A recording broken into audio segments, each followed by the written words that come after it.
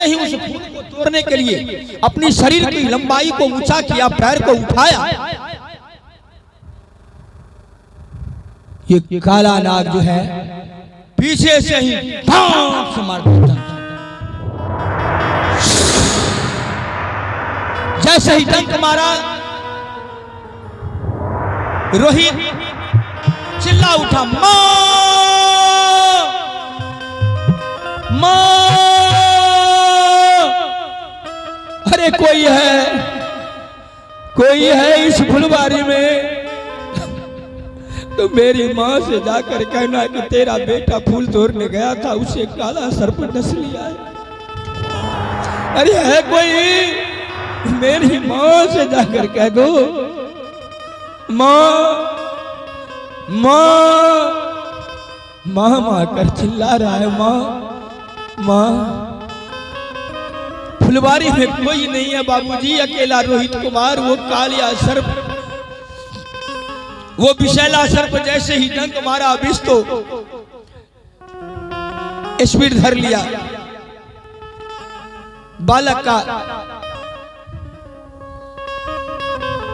बालक का जो है ध्यान ज्ञान सब खत्म होने लगा।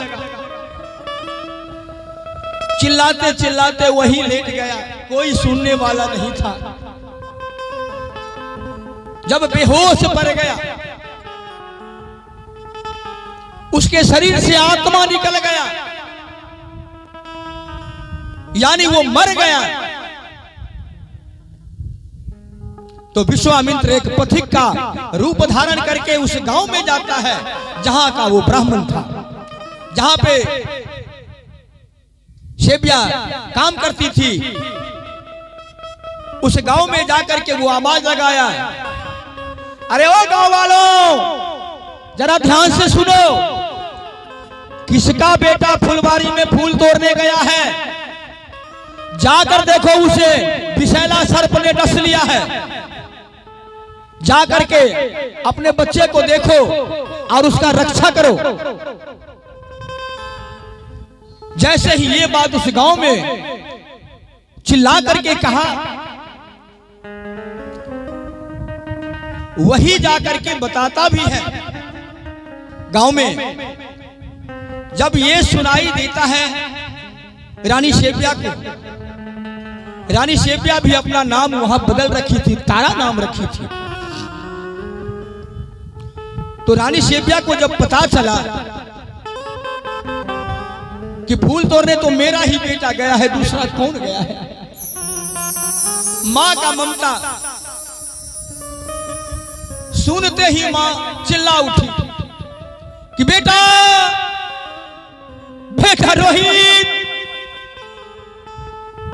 मालकिनी मालकिनी मालकिनी, मुझे छुट्टी दो मालकिनी, मेरे बच्चे जो फूल तोड़ने गए थे सर्प डस लिया है, मालकिनी छुट्टी दे दो। मालकिनी पीछे से ही उसका बाल पकड़ लेती है, पहले मेरा पांव दबा, जब मैं नींद पड़ जाऊंगी तब जाना यहां से। हे मां, हे मालकिनी मालकिनी, मेरा बेटा मर रहा है, मैं आकर के आपका सेवा कर दूंगी, आप मुझे जाने दीजिए। लाख मनाने पर वो नहीं मानी। इतनी ही देर में पंडित जी आ गए। पंडित जी ने कहा कि क्या बात है दासी? कहा मालिक, मेरा बेटा फूल तोड़ने गया है और किसी ने बताया है कि जो फूल तोड़ने गया है एक लड़का, उसे कोई सर्प ने डस लिया है, मैं उसे देखने जाऊंगी, मुझे छुट्टी नहीं मिल रही। बाबूजी, अगर बिना आज्ञा का अगर वहां से वो चली जाती तब भी उनका धर्म नष्ट हो जाता, क्योंकि मालिक और मालकिन ये धर्म है। आप नौकरी करते हैं तो मालिक मालकिनी की बात तो मानना ही पड़ेगा। अगर नहीं मानते हैं तो आपके धर्म में बट्टा लगता है, और जिसके धर्म में बट्टा लग गया वो कौन सा सत्यवादी, कौन धर्मात्मा। स्वामी ने कहा था कि कहीं भी कोई चूक नहीं करना, इसलिए वो बैठी रही। पंडित जी आए, ये सुनकर कहा कि तुम्हें खरीद करके मैं लाया हूं, ये नहीं, मैं तेरा मालिक हूं, तू जा जा। तू वहां से दौड़ी फुलबारी की ओर, दौड़ने लगी। शिव्या दौड़ते दौड़ते दौड़ते फुलबारी में पहुंची, आवाज लगाई। फुलबारी में पहुंचने के बाद रोहित, बेटा रोहित, किधर है बेटा? ऐ रोहित, रोहित बेटा। कहीं से आवाज नहीं आ रहा है कि मां मैं यहां हूं, बेटा तो मरा पड़ा है। माता ढूंढते ढूंढते ढूंढते ढूंढते उस बच्चे के पास जब पहुंची ना, तो पैर उस बच्चे के लाश में टकराया और मां उसी के ऊपर गिर गई। और गिरने के बाद देखती है कि बेटा मेरा यहां है। उठाकर गोद में लिया, कहा बेटा, बेटा रोहित, आंखें खोलो बेटा, ये देखो मैं तुम्हारी मां, मैं तुम्हारी मां हूं बेटा, आंखें खोलो।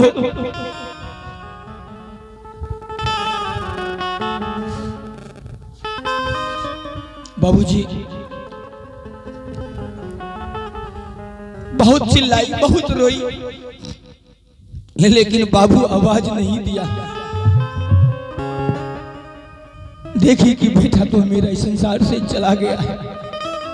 कांधे पर उठाया और पागल के भांति वहां से निकलकर, एक पागल कहां उनका वस्त्र है, सर पर का जो आंचल है वो जमीन पर लटा के जा रहा है। बच्चे को कांधे पर लेकर के समझिए कि अर्धनग्न हो गई है, पागल के भांति वो जा रही है। भगवान से भी नहीं करके कहते हैं, भगवान ये कौन से जन्म का चूक था हमारे साथ जो आप ये कर रहे हैं।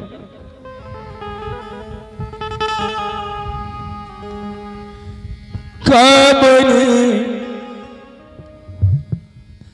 जन्म में हो रामा चुकती हम से भई जे कार फल मिलई आजुन, जे कार फल मिलई आजुन।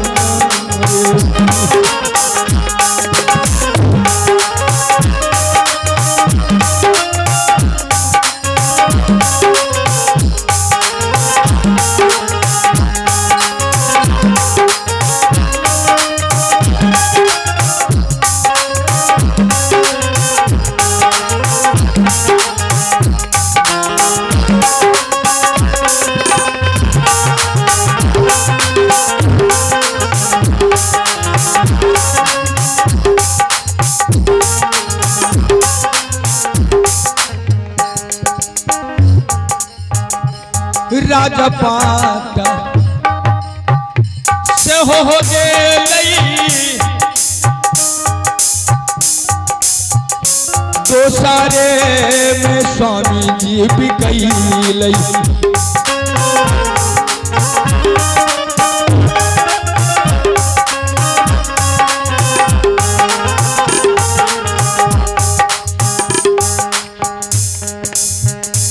पहले हो राजा पाटा के लई, दूसरा में स्वामी हो भी कैलई।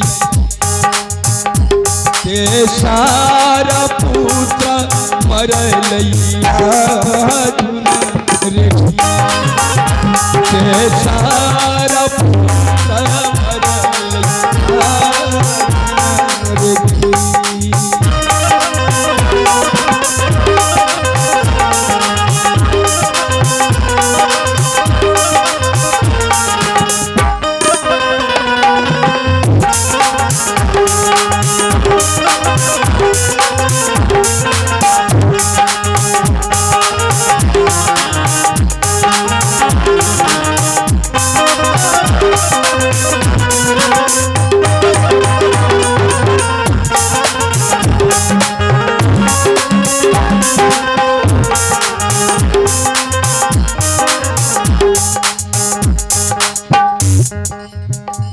कह रही है कि पहले तो राज्यपाट चला गया, फिर हम तीनों प्राणी बिक गए, और एक अंत में जो मेरे प्राण से भी प्यारा मेरा लल्ला था, जो बुढ़ापे का सहारा था, हे भगवान आपने उसे भी उठा लिया। सेबिया को क्यों नहीं उठा लिया? मेरे बच्चे को क्यों उठाया? पहले हो राजा पाटा खेलई, दोसरा में समझो भी कैलई।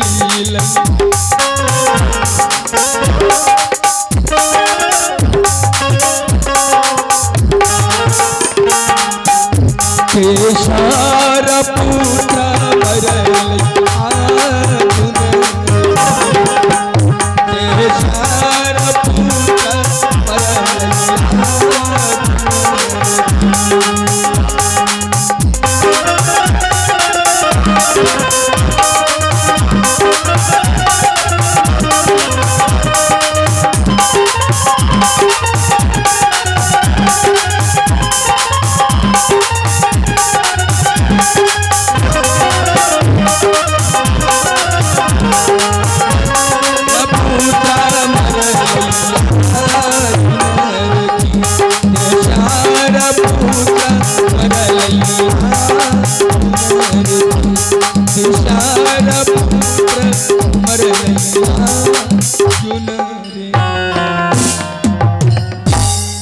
सज्जनों